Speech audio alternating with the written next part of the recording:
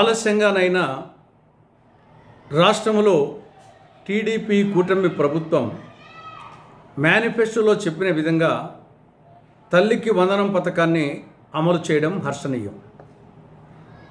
కానీ అదే సమయంలో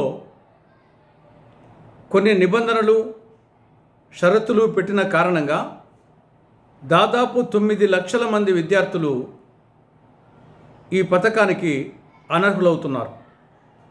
కాబట్టి ఈ నేపథ్యంలో కాంగ్రెస్ పార్టీ సూచనలు నంబర్ 1, గవర్నమెంట్ స్కూళ్ళల్లో ప్రభుత్వ పాఠశాలల్లో ప్రతి విద్యార్థికి షరతులతో నిమిత్తం లేకుండా నిబంధనలతో నిమిత్తం లేకుండా ఈ పథకాన్ని వర్తింపచేయాలి.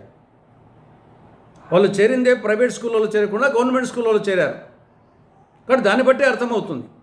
కాబట్టి ప్రభుత్వ పాఠశాలల్లో చదువుకున్న ప్రతి విద్యార్థికి నిబంధనలు ఈ యొక్క గైడ్లైన్స్ షరతులు లేకుండా అమలు చేయాలి. That is number 1.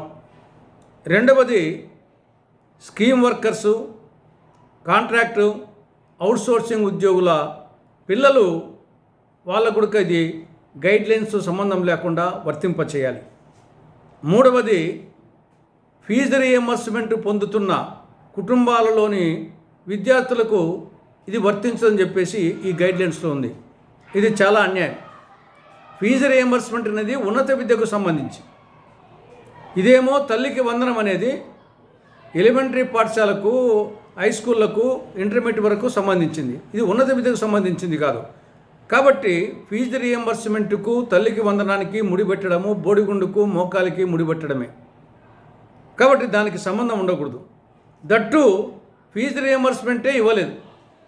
ఒదిక్కు fee reimbursement ఇవ్వాలా, ఒదిక్కు తల్లికి వందనము ఆ కుటుంబాలను పిల్లలు అనకూడటం ఇది కరెక్ట్ కాదు. నాలుగవది, మీ మేనిఫెస్టో ఏం చెప్పారు? స్కూలుకు వెళ్ళే ప్రతి విద్యార్థికి 15,000, కానీ ఇప్పుడు 13,000 ఇస్తున్నారు. కాబట్టి మీరు 15,000 ఇవ్వాలి. రాష్ట్ర ప్రభుత్వము చెప్పిన విధంగా 15,000 ఇవ్వాలి ప్రతి విద్యార్థికి.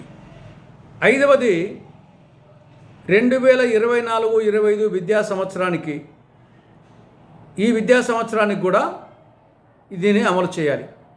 ఇప్పుడు 2025-26 అమలు చేస్తున్నారు, కానీ 24-25 విద్యా సంవత్సరానికి కూడా దీన్ని వర్తింపచేయాలి. ఈ 5 డిమాండ్లు అనుకోవచ్చు, అవి సూచనలు కానీ ఆలోచించవలసిందిగా రాష్ట్ర ప్రభుత్వానికి కాంగ్రెస్ పార్టీ సూచిస్తోంది.